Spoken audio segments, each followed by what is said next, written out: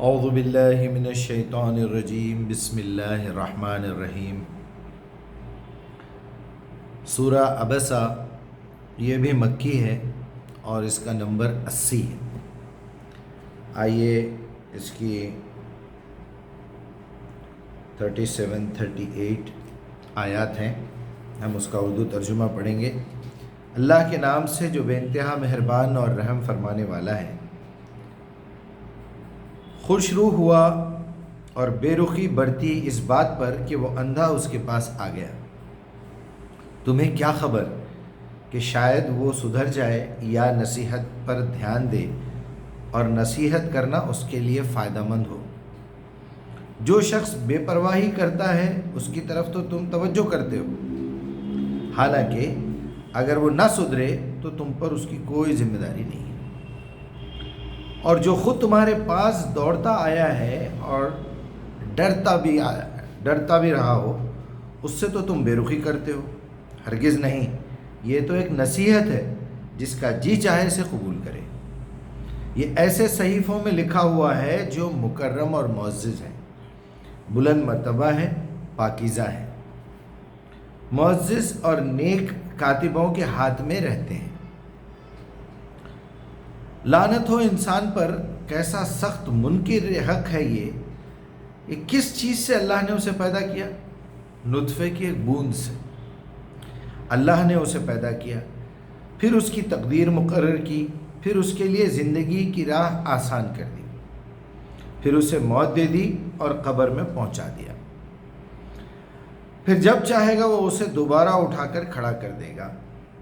ہرگز نہیں، اس نے وہ فرض ادا ہی نہیں کیا جس کا اللہ نے اس سے حکم دیا تھا۔ پھر ذرا انسان اپنی خوراک پر بھی تو غور کرے۔ ہم نے خوب پانی انڈیل دیا، پھر زمین کو عجیب طرح سے پھاڑا، پھر اس کے اندر سے اگائے غلے، انگور، ترکاریاں اور زیتون اور کھجوریں اور گھنے گھنے باغ اور طرح طرح کے پھل اور چار پائے تمہارے لیے دیے، تاکہ تمہارے مویشیوں کے سامان زیست کے طور پر استعمال ہو۔ آخر کار جب وہ کان بہرے کر دینے والی آواز بلند ہوگی، اس روز آدمی اپنے بھائی، اپنی ماں، اپنے باپ اور اپنی بیوی اور اپنی اولاد سے بھاگے گا۔ ان میں سے ہر شخص پر اس دن ایسا وقت آن پڑے گا کہ اسے اپنے سوا کسی کا ہوش نہ ہوگا۔ کچھ چہرے اس روز دمک رہے ہوں گے، حشاش بشاش، خوش و خرم ہوں گے، اور کچھ چہروں پر اس روز خاک اڑ رہی ہوگی، کلونس چھائی ہوگی۔ یہی کافروں کا اجر ہے جو لوگ یہ کفر کر رہے تھے۔ یہ صورت بھی چونکہ مکی ہے اور بالکل وہی بات اس میں خاص طور پر بتائی گئی ہے کہ ہم کو مرنے کے بعد اٹھنا ہے، اور اس میں ایک اضافہ اس چیز کا اللہ تعالیٰ نے کیا ہے کہ تم اپنی تخلیق پہ غور کیوں نہیں کرتے؟ کس چیز سے اللہ نے تمہیں بنایا؟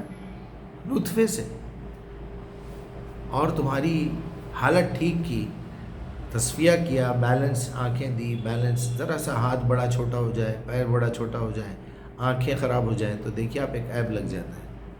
یعنی ہمارے پاس شکر گزاری کا کوئی احساس تک بھی نہیں ہے، اور پھر کیا ہوگا اس دن؟ چہرے کچھ خوش و خرم ہوں گے، کچھ کسی کا برا حال ہوگا۔ سب سے زیادہ پوری قرآن میں آپ کو یہ ایک ہی مقام ایسا ہے جہاں پر وہ سچویشن کو اللہ تعالیٰ نے اسکرین پلے کر کے دکھایا ہے۔ وہ دن ایسا دن ہے جو باپ اپنے بیٹے سے، ماں اپنی بیٹی سے، شوہر اپنی بیوی سے، بھائی بھائی سے، دوست سے راہ فرار اختیار کرے گا۔ اس کے اوپر بڑی روایات موجود ہیں، بڑے واقعات موجود ہیں۔ ذرا آپ غور کیجئے، یہ دوستی، یہ محبت، یہ ایثار، قربانی، معافی، تلافی، یہ سب یہیں ختم ہو جانا ہے۔ صرف وہ دن ابھی آیا ہے، آخری دن ہے، اور آواز کان پھاڑ دینے والی جب آواز ہوگی تو مرنے سے پہلے ہی یہ کیفیت بتا دی جائے گی کہ تمہارا کسی سے کوئی تعلق نہیں ہے۔ پھر آگے آپ کو دوسری صورتوں میں بھی ملے گا ایک ماں یہ چاہے گی کہ میں اپنے پیدا ہوئے بچے کو بھی قربان کر دوں، دے دوں فدیے میں، اپنے ماں باپ کو اولاد دے دے، اولاد اپنے ماں باپ کو دے دے، ماں باپ اپنی اولاد کو دے دے کہ بس مجھے جہنم کی آگ سے بچا لو۔ یہ بڑی کریٹیکل سچویشن ہے، یہ لوگوں کو بتاتے رہنا چاہیے، بار بار ان صورتوں کو یاد کیجیے، لکھیے، اس پہ ایک لفظ پہ غور کیجیے۔ یہی میری ہمیشہ گزارش رہی ہے، صرف یاد کر لینے سے کچھ نہیں ہوتا۔ وہ ہم بالکل ایسے ہی بن گئے ہیں جیسے ٹیپ ریکارڈر میں کیسٹ لگائی آپ نے اور پلے کر دیا، ختم ہو گئی کیسٹ، پھر سے ریوائنڈ کیا، پھر سے پلے کر دیا۔ ٹیپ ریکارڈر پہ اس کی ان باتوں کا کوئی اثر نہیں ہوتا، خود کیسٹ پہ ان باتوں کا کوئی اثر نہیں ہوتا۔ تو ہم کوئی ٹیپ ریکارڈر یا اس کی کیسٹ نہیں ہے، یا کوئی ریکارڈنگ مشین نہیں ہے، ہم انسان ہیں۔ ہر اچھی بری بات کا اثر ہم پر پڑتا ہے، تو ہم کو اس کا اثر لینا بھی چاہیے، اور اثر لینے کا طریقہ یہی ہے کہ وہ بہت آسان ہے، محفوظ ہے اور مکمل ہے۔